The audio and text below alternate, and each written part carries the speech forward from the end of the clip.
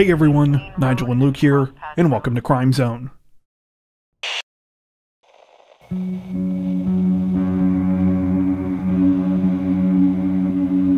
Authorities in Orlando, Florida say that a local woman has been left without a home and a car this week after a pair of vehicles completely destroyed her property while allegedly engaged in an illegal street race.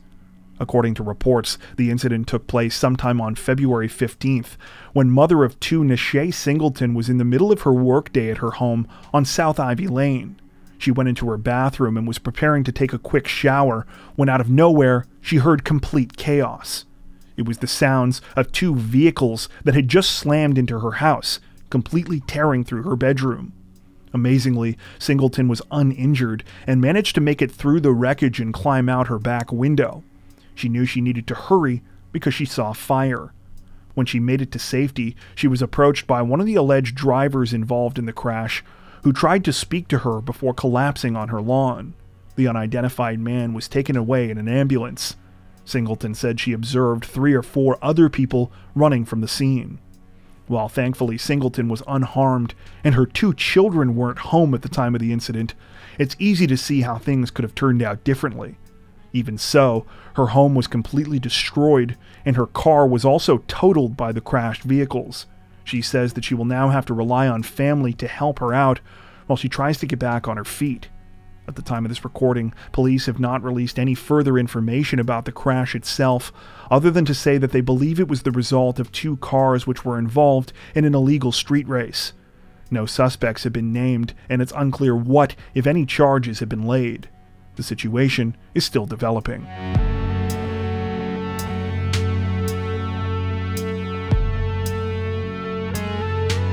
Authorities in Houston, Texas say that they are searching for a dangerous suspect after a mother was recently terrifyingly robbed in her own driveway while trying to take her baby out of her car.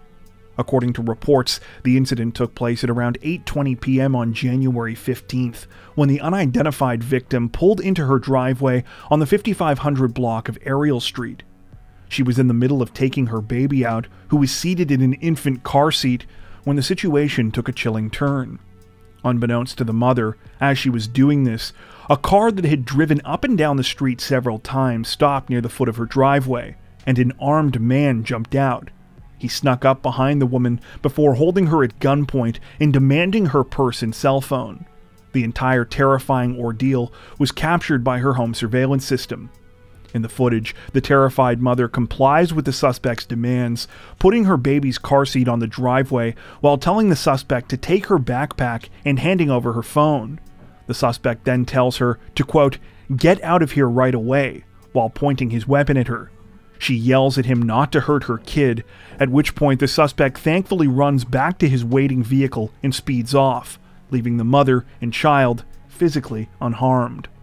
Houston police have since released video and images of the disturbing crime, as well as a sketch of the suspect in the hopes that he can be identified.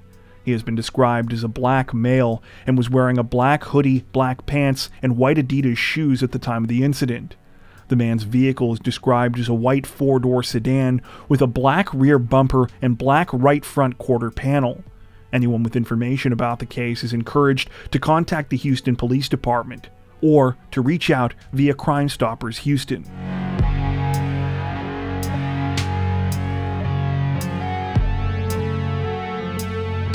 Authorities in Tulsa, Oklahoma say that a murder investigation was launched in an unusual way this week after a woman stumbled across human remains while looking for her pet. According to reports, the incident began at around 6:30 p.m. on February 9th, when the woman in question went to her neighbor's house near Charles Page Boulevard and 54th West Avenue as part of a search for her missing cat. The neighbor allowed her to have a look around the backyard, in which stood a burnt-out shed. Inside that shed, the woman horrifically stumbled across human remains and immediately contacted police. Authorities say that the shed burned down in September of 2022 and that the remains are now part of an ongoing murder investigation. The victim has since been identified as a 55-year-old man named Steve Wilkins. On February 13th, a suspect in the murder, Devin Scrivener, was arrested in connection with the case. He was apparently found hiding under a bed during a search of an unidentified property and reportedly told police that the shed where Wilkins's remains were found was burned in order to cover up evidence. Scrivener is now facing first-degree murder charges. However, police say that more arrests could be coming. The circumstances behind the alleged killing have not been released.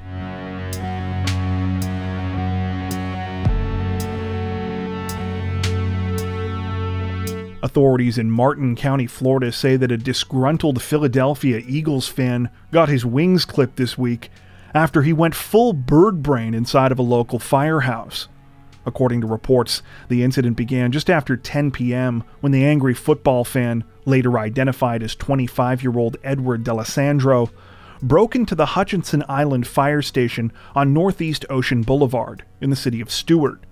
Once inside, the 25-year-old allegedly ransacked the bunk rooms, stole a uniform hat, some knives, and $126 cash. Oh yeah, he also pissed on an area of carpeted floor for some reason. When firefighters confronted D'Alessandro, he responded by throwing a meat cleaver at them. Fortunately, firefighters were able to restrain and hold the 25-year-old until police arrived. D'Alessandro was placed under arrest and is now facing several charges, including armed burglary, aggravated assault on a firefighter, and theft. As for a motive behind the crime, police haven't said for sure, though multiple reports insinuated that it had to do with the Eagles' Super Bowl loss that night. As stupid as that would surely be, it's unclear exactly why D'Alessandro thought the fire department was to blame. Unfortunately, there's no word on whether any of the firefighters were big Kansas City Chiefs fans.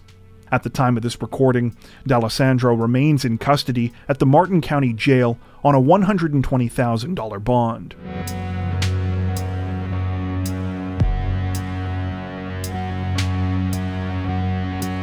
Authorities in Seminole County, Florida say that a 24-year-old woman is facing multiple charges this week after she allegedly threatened several fast food workers with a gun and attacked one of them during an argument that started over a cookie.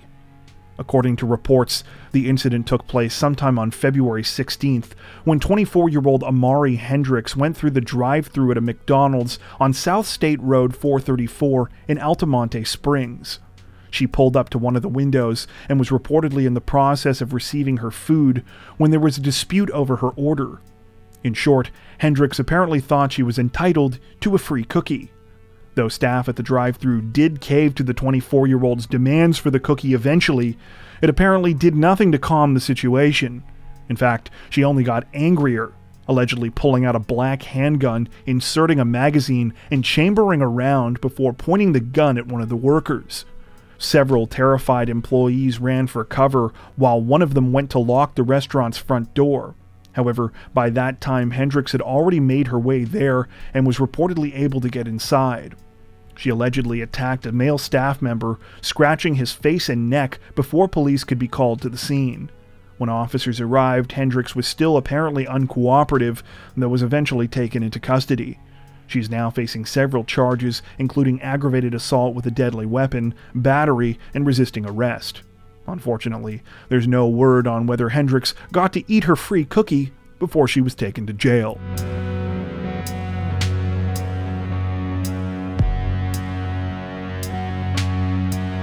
Authorities in Tate County, Mississippi say that they are investigating the aftermath of a truly horrific crime this week after a local man carried out a string of shootings at multiple locations, leaving at least 6 people dead. According to reports, the incident began at around 11 a.m. on February 17th, when police were called to the scene of a shooting at a convenience store in the town of Arkabutla.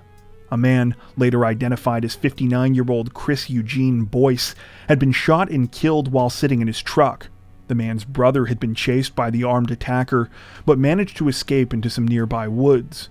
Authorities had only just started to respond to the first terrifying incident when calls started to come in about shootings in 2 more locations. The second incident took place a few miles away at a residence on Bend Road, where a woman was killed and her fiancé was attacked as well. At the final crime scene on Arkabutla Dam Road, police found the bodies of 4 more people. 2 were apparently handymen that had been working in the area, while the other 2 were an elderly brother and sister. At this residence, authorities were finally able to arrest the alleged gunman, 52-year-old Richard Dale Crum. Police now say that Crum was behind all of the shootings and that he carried them out using a shotgun and 2 handguns.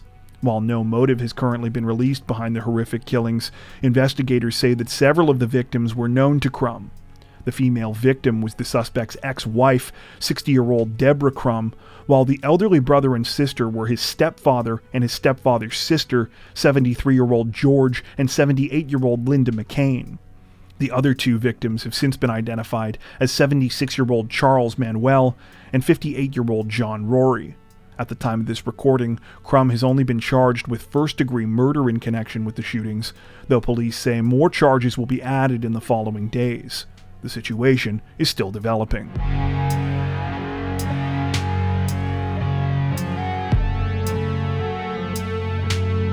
Representatives from the NYPD say that 1 person is dead this week and at least 8 others are injured after a man went on a terrifying rampage in a rented U-Haul.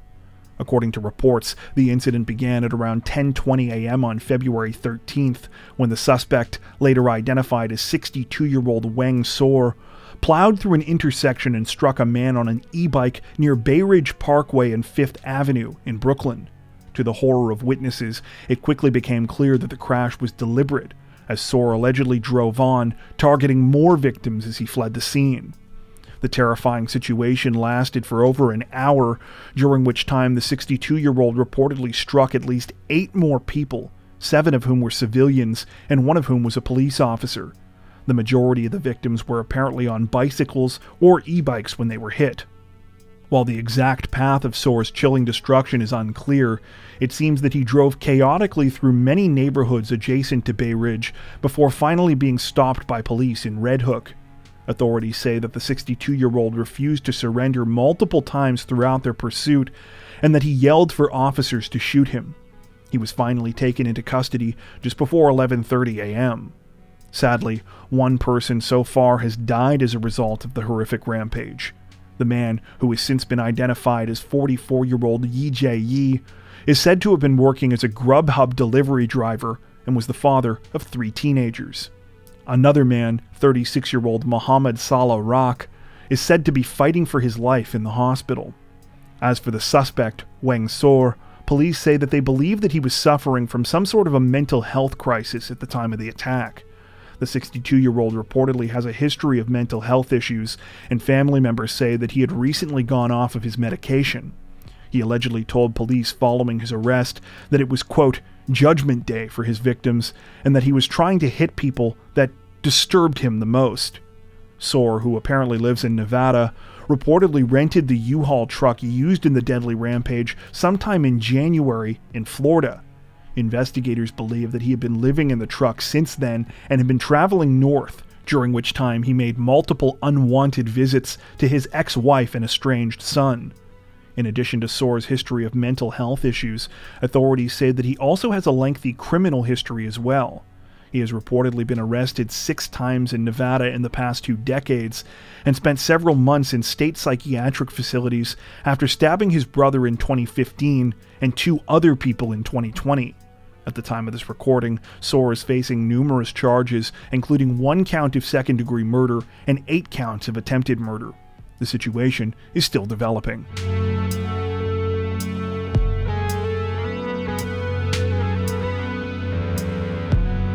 Representatives from the Michigan State Police say that 4 people are dead this week, including the gunman, following a terrifying shooting on the campus of a university.